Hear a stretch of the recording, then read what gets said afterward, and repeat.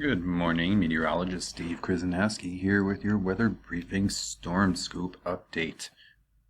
It is Tuesday, November 17th, 2020.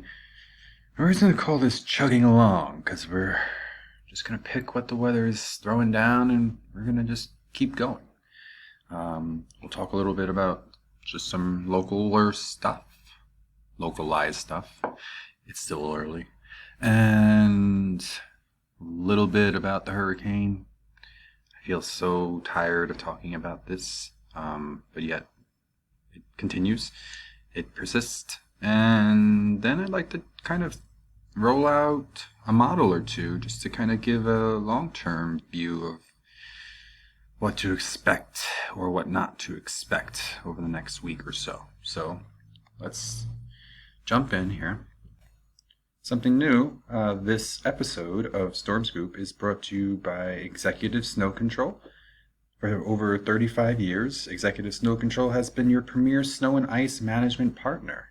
Please visit them at executivesnowcontrol.com. Few showers are impacting the area this morning and may be mixed with snow at times in parts of the interior. An additional round is possible this afternoon. Snow that is mixed in will not accumulate on grassy or concrete surfaces. Into something a little bigger, but yet not the tropics.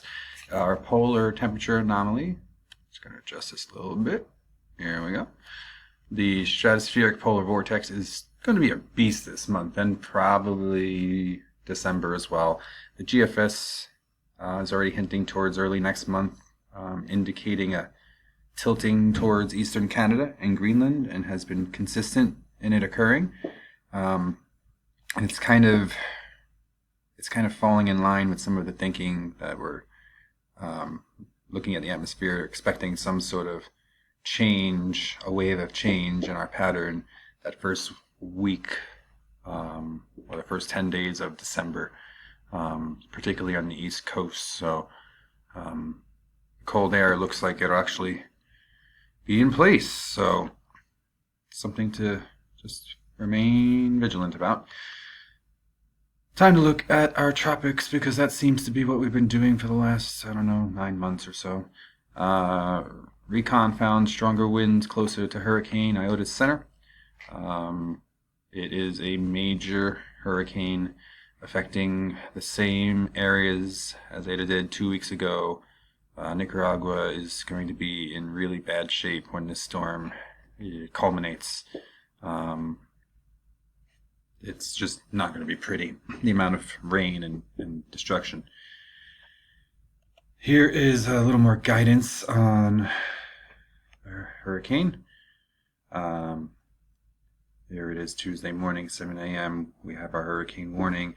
We expect it, now that it's overland, it will drop off in intensity with the friction and lack of fuel. Dropping to a tropical storm, still a dangerous storm, especially when you're dealing with the peninsula, the water here, and I mean, this is just, it's going to be sad to look at what comes out of this. So we'll keep you updated there. And now let's bring it to some of the models and see what's on the docket. I know we try and do this once a week, and I think today is a good day to try and escape some of this hurricane talk if we can. Alright, so this is the latest GFS model. Came out a couple of hours ago. You can see that disturbance pushing through this morning. Some more snow and rain on the back end. That Pacific Northwest we talked about last week, about just being inundated with moisture, not just for last week, but for the next month or two. It's that season. You'll see we're still in that pattern here. Cold air really works through. We're talking teens and single digits up in through Maine and New Hampshire for Wednesday morning. And again, still unsettled over there. We're dry throughout most of the country. And we're still looking for big storms. Eventually low pressure will move through the four corner states here, through the plains and the Midwest, eventually bringing some snow to Minnesota and Wisconsin.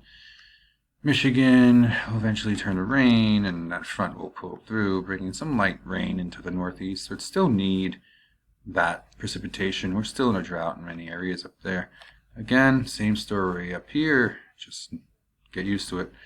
And now we're heading into Thanksgiving. This is Thanksgiving Eve, big travel day, northeast, looks messy. This is 198 hours out, so we're not putting any stock into this, but we like to have fun. And then Thanksgiving, a warmer day, dry in all the areas that typically have been. Not here. I don't know what this nuisance is, but again, this is way out in advance. But this is the early view of Thanksgiving. I am spent. This is one of our longer ones recently. I am meteorologist Steve Krasnowski. This was your Tuesday edition of Weather Briefing, Storm Scoop by Weather Briefings. One day I will finally get that right. We'll see you tomorrow.